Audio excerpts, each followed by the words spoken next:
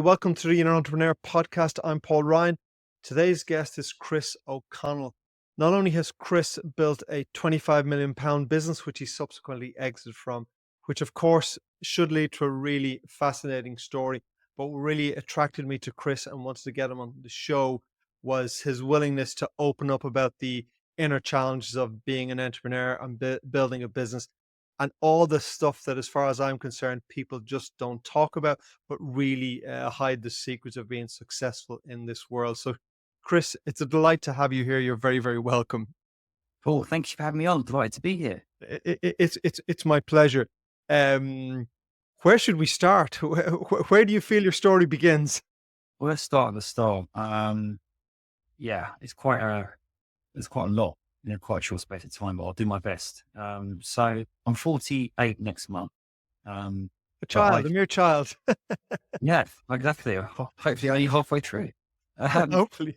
So I stopped right. So I was born into quite a poor family. We lived in a caravan.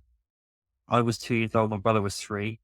My dad came home from a all-night shift on the railways about 8 or 9 o'clock in the morning, not sure what time, to find me half naked hanging out the caravan window. My brother was raiding the fridge. My mum had left there all night, abandoned us, stole whatever possessions my dad had, and left. We never saw her again. So I've seen her 5 years ago, but I'll explain that in a minute.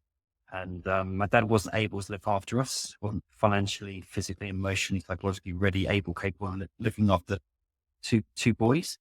So I was fostered for 4 years, and then my dad took us back into a council flat, and we'd have to get up at 5 o'clock in the morning to walk to his work, and then I would walk to work on my own and school on my own at a very young age. So I had to fend for myself from a very young age. But he then remarried, and she had learning difficulties, had a mental age of about 11 or 12, would sit in front of the TV all day, watch cartoons, eat chocolate, drink Coke, not do anything other than beat me up, push me around, stop me seeing my friends, lock me in the house, lock me out of the house in the freezing cold, loads of stuff, but really abusive, kind of demeaning physically and mentally towards me. So my first 2 female figures, my mum left me, abandoned me, and my stepmom beat me up. As you might imagine, that has affected me enormously in terms of myself. And your relationship with women, probably. Well, absolutely.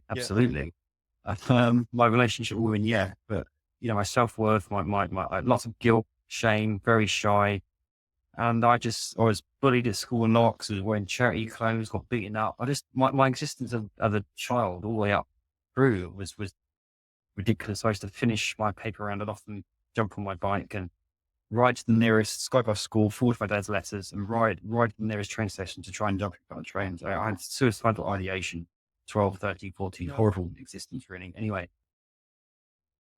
I then joined a big corporate recruitment business, a 1.5 recruitment business, £1.5 billion recruitment business, 4,000 people in it, across 60 offices in 20 countries. So we've just skipped from 12 to join the recruitment business. How did you even manage to get the education to get you to a point where you could get into luckily I managed to scrape through and get 4 GCSEs, which was enough to get me into a grammar school. I went to drag yourself through that, drag myself through, and I managed to then go to college and do a business and finance. And then I went to university actually and did a part-time degree whilst I was working at this big company. So I kind of got through that somehow, but I joined that massive organization, became a worldwide top biller, was billing nearly £1 million a year. Worked my way up there. And to be a top biller in that organization is no mean feat, particularly with my background. I kind of walked in there, although I was very, very shy at the time. I put the suit on, I just saw it as a vehicle to get me out of the situation. I think because of what happened to me, what my mum did to me, I had no fear on the phone. I was speaking to CEOs and everything. Unless there, so couldn't get any worse, I suppose. No, there was nothing I could say to you yet. Well, that's very, very true. I mean, that is actually what I say a lot in terms of that was my thought process. My thought process is like, I've got nothing to lose here. Yeah. There's nothing you can put me through that I haven't been. No. Yeah. But I then left and set up my own business in 2003. Got that to 100 people. £25 million turnover. I was Southwest Entrepreneur of the Year, 100 staff, 3 offices. It was one of the best, if not the best recruitment businesses of its time. I wanted to open up in Australia and Paris and all these sort of things. I was just going for it. But my business partner walked in one day and said he didn't want to do it anymore. So I did a private equity deal with a well-known ex-Dragons and Dragons Den who bought my business partner out 50%. I kept my 50%. They were the CEO. But unfortunately, that relationship and that whole partnership was very, very challenging. They tried to oust me, my board. They tried to, cut costs to the point of counting the coffee granules. And yeah, we couldn't grow the business anymore. They were trying to get rid of people and just basically steal the business. So I had to take them to court. It took me 4 years, cost me £600,000 with 2 weeks to go to get into the High Court. I ran out of money. They knew that. And he offered me peanuts. And I kind of was in a position where I had to accept it. So I did a deal that didn't even cover my legal costs. So effectively I lost a £25 million business. And in the space of 18 months, got divorced, lost access to my children, lost all my assets, my finances, my home, my other houses I had, was practically bankrupt by the A and didn't have anywhere to live. So it was the most horrific experience. My whole purpose that I've been working for it, gone, but in a very, very public, humiliating, exposed way. Horrendous experience at that time as well. I hadn't seen my oldest son. I've got a 24-year-old. He'd been taken away from me. So my life was in tatters. I tried to end my life a few times in that situation, as you might imagine. Anyway, it took me about 2 or 3 years to even kind of get out of bed. Anyway, I then came onto LinkedIn and was invited on there to do a webinar of my choice. I chose vulnerability in leadership. Went down really well. And since then, I've completely changed who I am. I've done an enormous amount of counseling, therapy, work on myself, on mental health first aid. I now get 6 to 7 million views a month on LinkedIn. I've got 75,000 followers. I've done a podcast myself with 100 episodes, and I've helped over 60 other recruitment businesses build, scale, and grow. So I completely re-engineered myself and used my story and my vulnerability to help others. But there's another twist. It's not even half of it. 4 weeks ago, I got a TikTok direct message from a girl saying, "I don't know how to tell you this, but I'm your sister." I then met her on last Saturday, and she transpired she is my sister. She's told me that I had another sister called Amber, who's died of cancer. I've got a brother called Graham, another brother called David, another sister called Mary, and 2 other kids that my mum's also abandoned as well. My mum's a serial child abandoner and also leaves her kids regularly for hours on end during the night, like she did with us. So a bit of a disgrace to mothers, really. But meeting my sister was an overwhelming experience that was I see it as a gift to me. And I'm very proud that that's happened. And I feel I'm quite a universe guy and quite kind of spiritual. And I feel that she's come into my life because I'm ready to receive that. I've done so much work on myself and self-love and all that kind of stuff. And so I had a choice, I think. I had a choice to be the victim or the victor. And I feel as if I've come out quite well considering what's happened to me. And now I've got some fertile ground to build on, because I believe that you're a product of your environment. I've achieved so much in the last 25 years, but in terms of working on myself, this is why I joked I'm 48. I feel I could do anything. I could become anybody. I've learned so much. I've learned the hard way. And I've got the right things and people around me now. So, yeah. I think what strikes me there about what you said, there's so much in it, but when you talked about being the victor, not the victim, and I think when you've been around the world of, personal development and all these sort of things for many, many years, this is something you hear so often about, changing your perspective. And it's so easy to say, but so extraordinarily difficult to do. And Absolutely. I'm going to say it's almost shocking that someone can have come through so much trauma to come out of your childhood and become so successful, Yeah. able to, when the shit hits the fan, to go, no, I fundamentally believe this is true. It's enormously difficult, but Mm. now is the time when the rubber needs to meet the road and I need to do something with it. Yeah. No, thank you for that. And in a funny sort of way, obviously I don't go looking for adversity, or No, judging we by don't. what I just told you, you think Yeah, I would.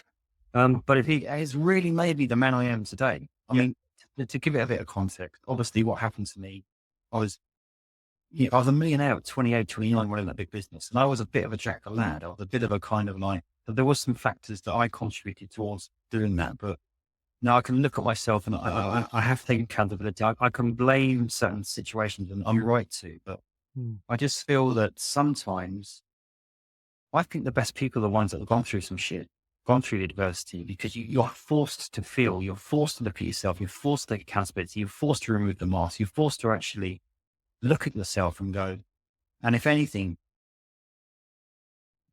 I'm almost grateful for what happened to me, because I think you always have to be, always have to have that approach and go, well, I think I'm almost selected to take on these challenges because maybe there's something greater that's coming up. So I don't know if that answers what you just said, well, but I feel, it reminds me many, many years ago.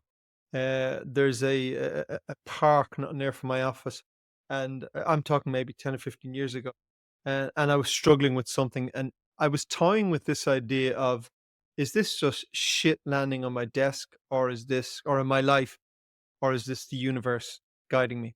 And I was toying with this idea, and of course, when I was feeling good, it was the universe guiding me. When I was yeah, feeling shit, it was like, oh no, this is all. So as I would have done in those days, I drove to the park. It was 5 minutes drive. I went for a walk in the park, and I'm going, which is it? Which is it? And I realized, because I was toying with the fact of, but if I want to tell myself this is I'm guided, there's purpose to this, I have to believe something. And then the aha moment for me was that it was a choice. That yeah, it wasn't about whether or not there was a cosmic force guiding me, because we can argue about that all day, and it wasn't about what it was about the choice I made. And I realized that if my mm, choice was I'm guided to this for a greater purpose to learn, yeah, of course, then I take particular actions, I take particular steps, and what's the likelihood outcome of those?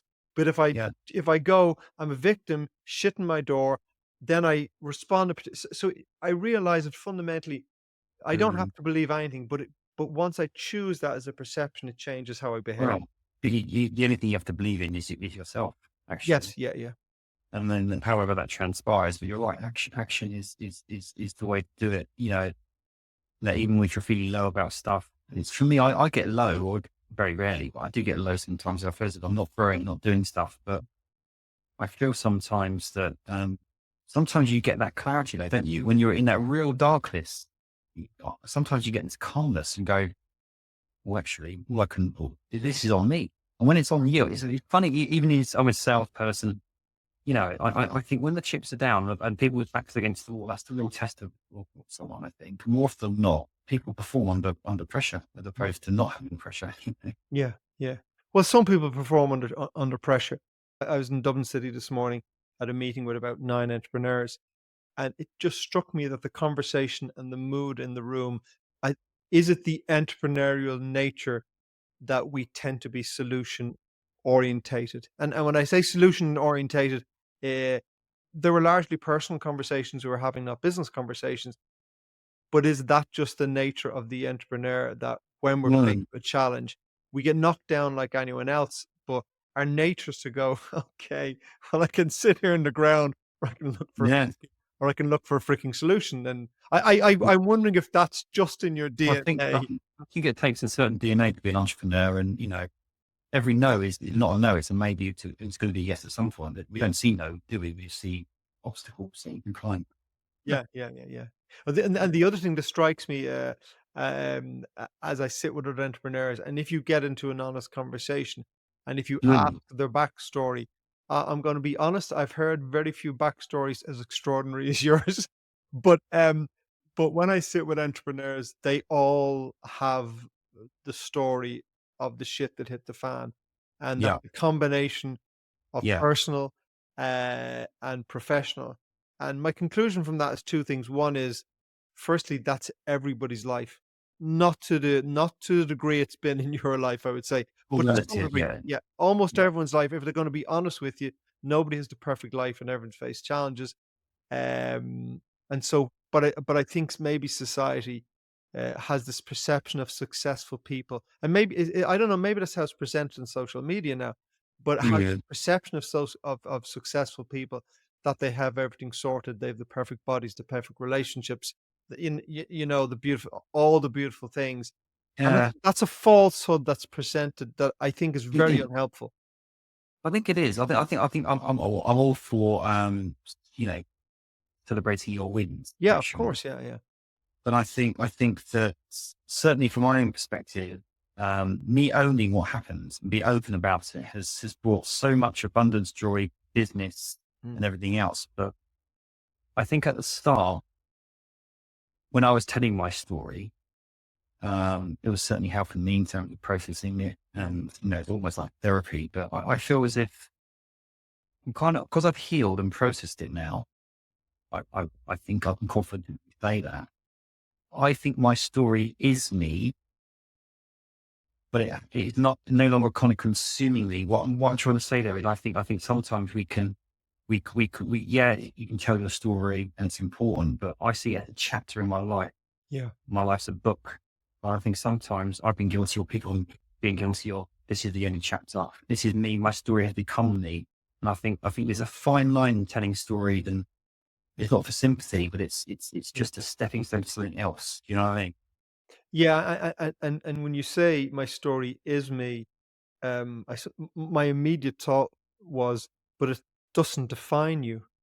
Yes, that's what I mean. Yeah, Absolutely. yeah, And I needed to be careful because of that. And I now feel as if right, no, it doesn't define you, but oh my God, of course you should tell it because it's so yeah, powerful and important anyway. yeah. But, it's something I'm all not proud of. It's the wrong way, but I'm proud to be able to tell the story. You should be very proud of it because it's an extraordinary story, and the willingness to be firstly confront it yourself, and then be completely open about it.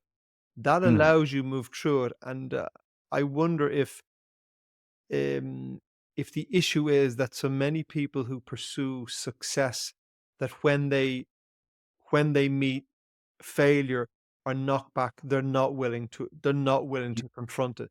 And the problem is that they try not to confront us to protect themselves, and yeah, because of that, it traps them, and they're stuck in it. They're stuck that's so forever. true. Yeah. That's so true because for fear of judgment, or for fear they'd be seen as weak, or for fear of whatever it is. And I think that actually what I've learned is that vulnerability is actually a superpower. And that, Yeah. people want this. People want this kind of like the real stuff. And, you know, I don't get 7 million views a month and all this kind of stuff, but you can't fake that. So what I'm trying to say there is that I think that authenticity now is becoming a currency. Vulnerability is becoming a current, almost a currency. Yeah. And but unfortunately, not everyone's got a story to tell. But my advice is on social media is very simple advice: be yourself. I've got to the point when I first started out. I must admit, I probably was doing it for the likes and the validation. There's an element of that now. It's an element of that now. Yeah. I add value, and if you're adding value with the right intention, you can win on there. But people see through it now. I think Mm. you can tell whether someone's just trying to, pull the wool over your eye. Yeah. Yeah, no, it's I think the appeal of it, and I'm no social media expert, but I think the appeal of authenticity is that it's actually very rare. Real Real authenticity. authenticity is very no, I mean, there's a lot of false authenticity because Yeah, ultimately I'm trying to sell you something. I think most of us have an inbuilt BS detector, and yeah, we can sense instantly if someone is genuinely trying to connect and serve us, or if someone is trying to sell us. And the really funny thing is that when someone goes out to serve you, not to sell you, you're more attracted to that. I mean, if you want yeah, cold dollars on it, you're more likely to spend someone with money with someone who you think he's not after my money. It's a No, strange thing. well, exactly. And, well, there, just be yourself, what's and all. You know, I mean, it massively affected my confidence. You know, I would shit myself. I used to run a big business, and every time I had to go out and do a speech, I'd always delegate it or pass it away. And, you know, up until I got to a point now where my profile was quite big, I'm kind of being invited onto stages and I can't keep saying no. So I did my first public speaking gig about 2 weeks ago. I did another one last week, and I'm 47, nearly 48 now. And, you know, it's only been the last 2 or 3 years where I feel that I've really maybe this year, I've really stepped into my power and actually not cared about what people think of me and and instead what I wanted to do online, and literally being so open that there's nothing I think I can say. I used to be a people pleaser. I used to be so worried about what people think of me. I think the real self-actualization, the real success, you ask me what success is, yes, you know, money and all this kind of stuff. I think it's that. I think it's the ability to be yourself, and not worry what people think, but also the impact you're having. The purpose is really important. Like, I bang on about purpose. There's so many people in this world, I think, that are even earning good money, but they're getting their paycheck on a monthly basis and they're spending it, they're getting their paycheck, they're going through the motions, but there's no fulfillment and meaning. So my version of success has been the best version of myself, continually bettering myself by having an impact on people's lives. And along that journey, money as well. So it's like, wow, hey, you know, so I think that it's a very difficult world these days to be like that. There's so much instant gratification. There's so much kind of like, you see someone who gets, I don't know, 5,000 likes on a post. Oh, that person must be so happy. They'll be so, but behind the scenes, they are not the person they're presenting themselves as, you know? So it's almost like it's very hard to even know what successful real happiness looks like, because it's perceived in such a kind of binary way by the number of followers someone has, for example, isn't it? No? Well, I know for certain that happiness will never be achieved if you allow someone else to define it for you. Very true. And But that's the problem. I think people, they judge their self-worth on, if you're talking about social media in particular, they judge their self-worth on how many people are liking their post. yeah, You know, and we're taught at school, aren't we? We still are, that you're not a success unless you get married, get a house, go to university, have a baby, you know. But what I'm quite pleased about is that there's so many, the advent of entrepreneurialism, and there's so many solopreneurs out there now, which is great. So that's one good thing. But I think this day and age this generation has got it quite tough, I think, actually. To buy a house these days is nigh on impossible. So that, you know, but they see, I think my kids, for example, they see these YouTubers on YouTube, 20 years old, 18 years old, earning 5, 10, 15 million quid, think it's easy. yeah. So on one hand, I think we've lost the ability of what a work ethic is like, what it takes to be successful. Nobody's overnight successful, right? Well, and I you know, I see a lot of stuff on YouTube, and I've seen a lot of look, they're clickbait and things like becoming rich is easy, becoming a multimillionaire is easy, all of these things. And I look at them and I have two thoughts. I'm 59 years of age. So I'm thinking, It's 59. thank you. Hair and makeup all works, never fails. I think two things when I see that. One is, maybe I'm just not as smart as these people, because I have achieved a degree of success, but it wasn't easy, and it was quick. So Yeah. I'm thinking, and also because of the groups I mix with a lot of business owners, so I know a lot of wealthy and successful people. I just don't know one of them who got there easy and quick. Now, again, the most of them are guys and ladies of my age, my generation. Some of them very successful, very big businesses, and I know their stories, and I'm going, none of you got there quick. None of you got No. there easy. That's the first thing. And the one thing, I hope you don't take offense to this, but when I listened to you on that podcast, one thing that struck me was that also, I think what people don't realize is that making money and keeping money is two different things. And Yeah. you said, tell me all about it. But that is the reality. So I Well, think yeah. the lessons I've learned in growing wealth over the years and keeping it uh, is not. It's not done quickly. It's not done quickly. So Well, we're not taught anything about this, are we? We're we're taught to told nothing save. about it. No, No, we're taught to save maybe, but we're not taught to invest. We're not no. taught about money management. Oh, we're not taught about mental health and well-being and purpose, all that kind of stuff. So I think it's hardly surprising, but very good observation. It's not easy to make the money, but when you make the money, it's quite easy to end up making. Well, That's, I think it's just because I can only speak from personal experience. It requires two different mm, skills. It requires uh, it required a particular set of behaviors, work ethic, risk to build the size of a business you had. yeah, oh, And totally. and once you've built that business, now it requires something different, a skill set to keep that business. Mm, One of the challenges I would say, being a bit older than you, was that you were you achieved. I wasn't that. I mean, I wasn't a millionaire at 25 years of age. You know what I mm. mean? So it's a bit like becoming a football player and making a fortune when you're very, very Well, young.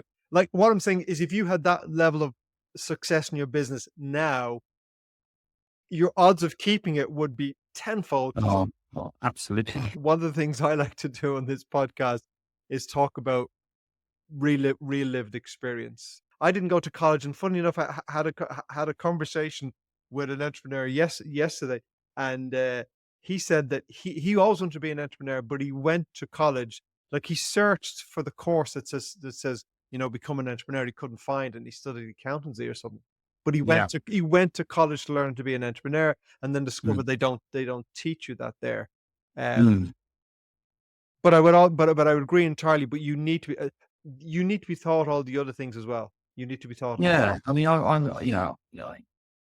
was reckless, but I spent £19,000 on a 4-night stay in Sardinia. I had this 35 grand rose gold watch, and I wanted the same that could be in Crowley. Mm. I'm not showing off by this. I'm not, but Yeah, yeah, I had more money than sense. And I yeah, didn't know what to do with it. And and I think that actually losing that was probably one of the best things that could happen yeah, to me. It yeah, forced me to realize how lucky I was to have it, but also yeah. how much work I need to do on myself to avoid that happening the hard way. I've a big interest in the stock market for the past 20 years, and a friend of mine was telling me about her son recently who'd done very well in something. He's like Mm, 17 years of age, and he's starting it, and he'd done very well. She was delighted with it, and I'm going, "Oh, phew, I don't really want to hear that." And she's going, "Why?" I'm going, "Look, he's young, yeah, and if he learn and if he thinks he's Warren Buffett or George Soros, so if he thinks he's that level of talent, possibly he has, but it's extreme. yeah, But he's going to learn a lesson that says, yeah. I'm smarter than everyone else. I know how to make money, and he's going to learn a lesson. He's going to have a big ego." Oh, Yeah, I mean, I yeah. lost lots of money along the way. Yeah, But I've learned it's a in this better world. lesson. I've learned a lot. That the moment you think you know everything, you know nothing.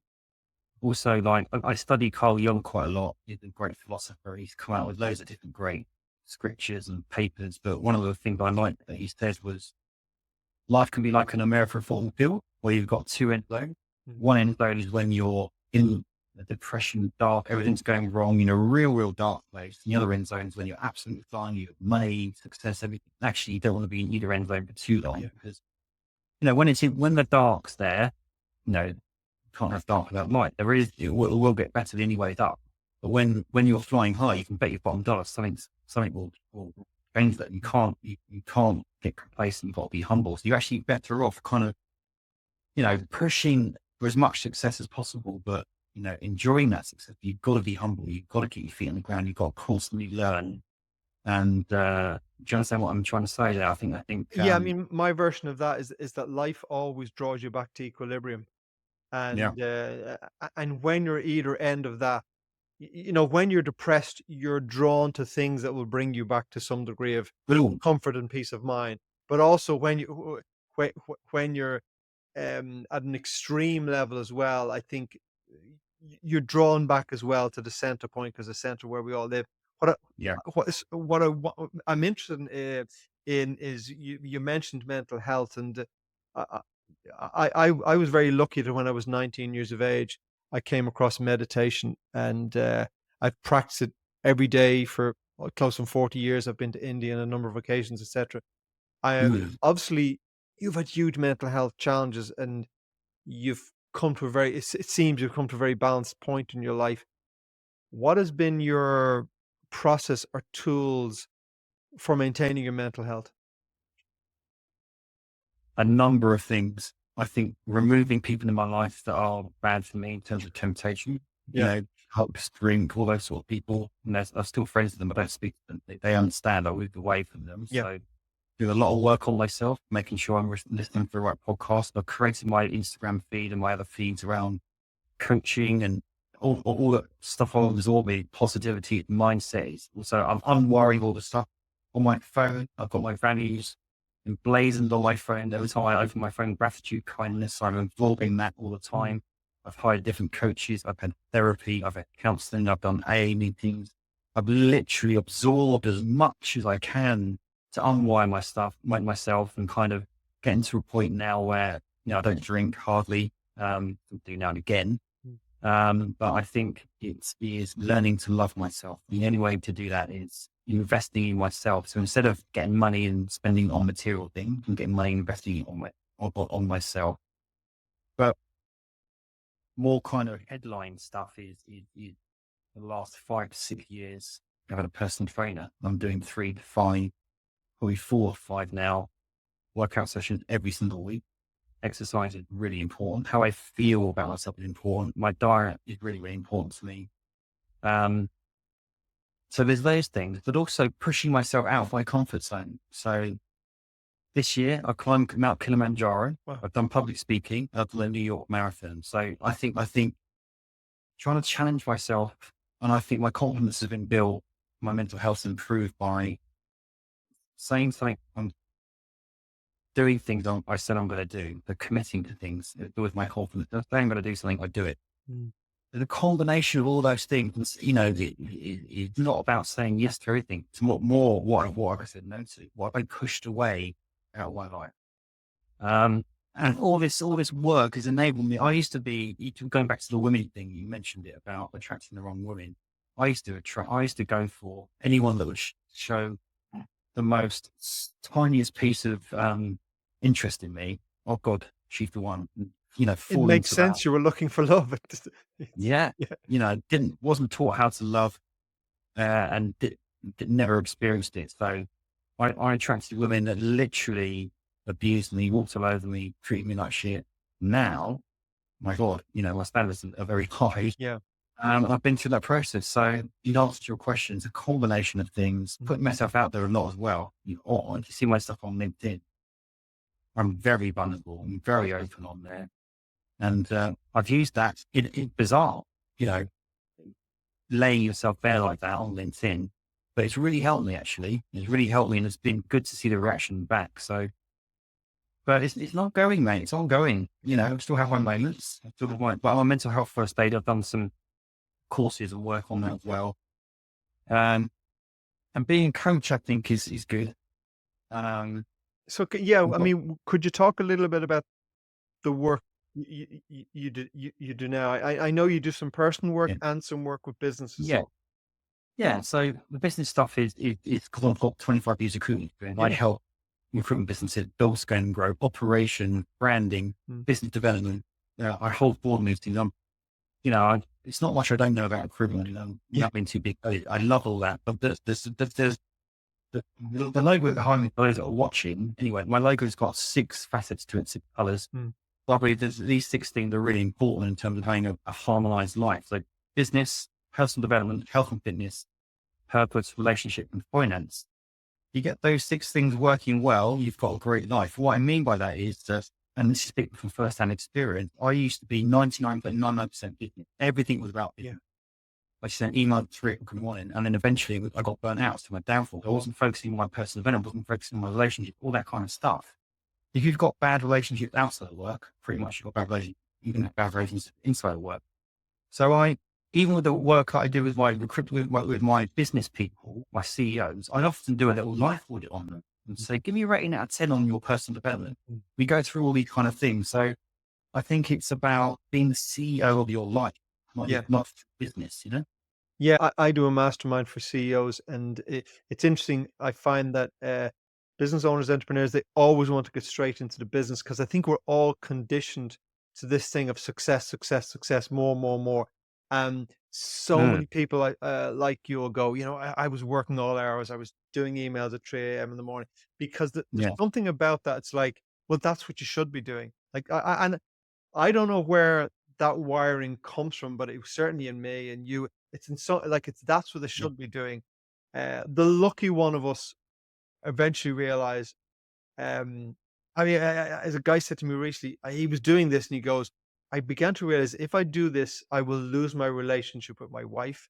I will yeah, lose my relationship with my kids. He'd already been in hospital a couple of times for stress, but still he was addicted into his workload. So yeah, certainly when I'm talking to anyone at that, I won't go straight to business. I will start at values. I yes, call them unique personal drivers, but they're the same thing. totally. Yeah, it's understanding you uniquely as a person, what drives you. So I love that. I love that. I love that logo on the wall there because Mm, it's if we don't get that right, yeah, what are we pursuing? When you understand, I need to pursue relationships, I need to pursue health, spirituality, all of these things. Then your yeah, business becomes a part of that because it fuels that, yeah, but yeah. it doesn't become all consuming. No, because you're right. Because I got to 5 million, 10 million, 15 million, 20, 25 million. And every time I got there, I was like, what? It was like a massive anticlimax. And Yeah, it's one of those things where if you've got the mindset of when I reach here, when I feel this, when I get this, I'm going to feel this.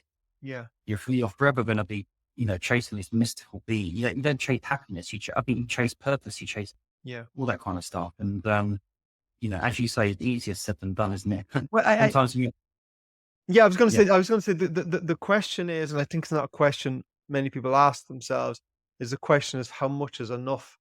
I mm, think in the Western world and as entrepreneurs, the answer is it's never enough. I have to have more than that, you. I have to have more than him. I have to have more, more, more. yeah, And I used to yeah, ask myself this question: what was enough? And a few things. One was that I realized that there were a lot of things more important to me than business and money. It's a huge amount of more important things. Um, but the other thing is I actually sat down over a period of a couple of weeks and I worked out exactly what the yes, number of enough was. And for me right. that yeah, for me that was actually going, hold a sec. I said to someone recently, I'm not extraordinarily wealthy, but I have an extraordinary quality of life. And the Mm, extraordinary quality of life comes from understanding exactly how I want to live the life, and I have lots of free time and I have all the money I need. But I actually sat there and thought, well, will I live another 30 or 40 years? And to live this extraordinary quality of life, how much money do I need to do that? When mm, you do that, you actually put a number on enough. And that could, for someone, that could be 1 million, for someone, that could be a yeah, hundred. The number's not yeah, important, but I was able to actually put a number on what enough brilliant. was that doesn't take away from my ambition to grow and No, thrive, but I can already say I have enough, and it brings a sense of peace. But I think almost no one does the work of actually trying to figure it but out. that's because we're kind of forced and taught that, if you work till 65, you can then chill out, relax, but you don't even ordinarily have enough to like, can't really even have a comfortable life. So we're taught kind of, it feels as if we have to, the destination is where all the happiness and joy lie. And the time you get to 65, you're probably too old and you've got the regrets that you haven't done this, you haven't spent time with your family. So for me, it's the why, it's the purpose, it's I the agree. journey, and the cheesy line is the destination and the journey. It's so important. You've got to enjoy the process, Mm. not Yeah, absolutely. I think it's great that people will have the courage to come on and have these conversations, because hopefully some people, which what struck me when I heard one of the previous podcasts, and mm, I thought to myself, well, to me, these are three guys that are a lot younger than me. I thought, just so, I'm just so pleased they're having this conversation because I know yeah, so many men and women of my age who still aren't in that place of mind of going, hold a sec, of course I want to be successful, but there's so much yeah, more important stuff, and I have to connect with me. And the one thing that struck me as you were talking about how your life changed, I thought the biggest shift is self worth and self love, and when that shift, and then everything else in your life shift. Chris, I want to Yeah. thank you for coming on the show. It's been an honor chatting to you, and I think it's going to give great value to our listeners. We have a mix of listening to the show of um, people who are already in business, but still may have Yeah. a lot to learn, uh, and people who would like to get into business. Is there a single lesson that you think you would like to impart to someone who is aspiring to get into business or is already in business but maybe struggling to some degree? Is there a single message you would like? I think you got to understand your why and understand your purpose of why you're even doing it in the first place. And Yeah, I think that it's great to have destinations and goals, and we have to have those. But I think it's about, it's going to sound a bit of a strange one. Patience is a real superpower. yeah, You have to have the drive. You have to have yeah, but actually, I think if you start slowing down, getting a real clear picture of what you want, executing that and enjoying that process, the money will come. yeah. But I think people rush into it so much, they feel as if they have to do 50 things at once, Mm. and everything becomes blurred. So slow down to speed up. There's enough time to execute. Enjoy the process, get good people around you as well. I think you're only as good as the people around you. So if you can afford coaches or to delegate things, I think that's important. Understand what your strengths are, important. But it goes back to those six Yeah. things. Yes, the business is important, but make sure you've got the personal development, the health Yeah. and fitness relationships in place, because that will help your business. Yeah, of course. Yeah, because you're building a base. You're building a base in which everything else is built on. And I suppose Yeah. ultimately, why it crumbles for people is they're building something, and it doesn't matter what you're building, but the foundation isn't strong. Yeah. But I think none of us at the start of our journey were ever told that we need to build this foundation. We've all learned that by Yeah. messing up, finding ourselves in some shit, and the lucky ones figured it out. And Yeah. There's the amount of stories where the guy or the girl that they had eventually built the business, or even they didn't, but because they sacrificed everything else, they haven't got anything to show for it anyway. No, no, and You know? I get a lot of people are struggling. They don't have any degree of financial independence, and when you're at that stage, Yeah. very easy to think that money will solve all my problems, and the Yeah. answer is it will solve some of your problems, but if you Yeah. haven't got that self worth, all those other things, it's just not going to fix that. It will actually just give you a tool to beat yourself up with more. That's what happens. Where do Yeah. people find you, Chris, if they're interested in hearing more? Well, the main area is LinkedIn. I've got a lot of good stuff going on there, a lot of content. I'm on Instagram as well. My website is basedmindset.com, but LinkedIn is probably the best. I love to connect people on it. Do you work just with businesses? Do you work with individuals, or what's Right. I've got some group work going on, some individual one-to-ones. I'd love to, hear from people that are interested in Yeah, it. I've been a long time in business, and it sounds like you've a lot to teach, and you'd be a really good resource for people. So, Chris, Thank you. it's been a pleasure. Thank you very much for sharing your story and for coming on the show. I really appreciate it. Thanks for having me on, Paul. Thank you.